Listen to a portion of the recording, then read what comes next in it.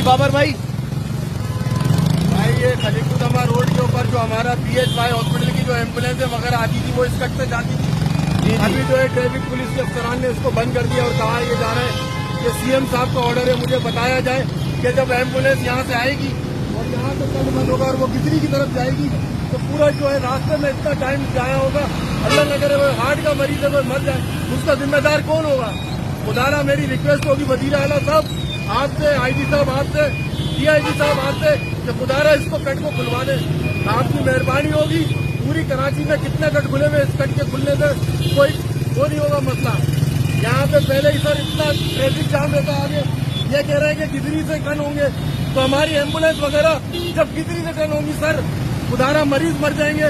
सामने हमारा बड़ा हॉस्पिटल है। ये देखे भाई, ये रश कितना है यहाँ पे, पूरा ट्रैफिक पीछे तक जाम हुआ है। नाम की कोई चीज नहीं है। पहले वो टर्न बंद किया पुल के नीचे वाला इन्होंने। ये आवाम जब तक नहीं निकलेगी ये लोग सीधे नहीं होंगे। आवाम से मैं गुजारिश करता हूँ निकले, बाहर निकले। ये इनके अंदर जरा इंसानियत नहीं है। जी भाई आ गया।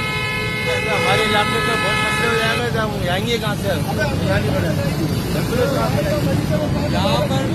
यहाँ से आसानी से एम्बुलेंस मुड़ जाती थी, यहाँ से लोग जल्दी चले जाते थे। अब ये पीछे गिजरी पुल तक रोड जाम हो चुका है और यहाँ पर अब देखें कितना ट्रैफिक है। आम टाइम पे इतना ट्रैफिक कभी नहीं होता अगर ये कट खुला होता।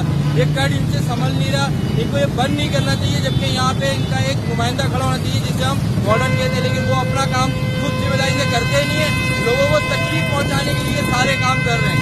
इनको कहें तकलीफ ना पहुँचाए, आवाम की सहूलत के लिए काम करें।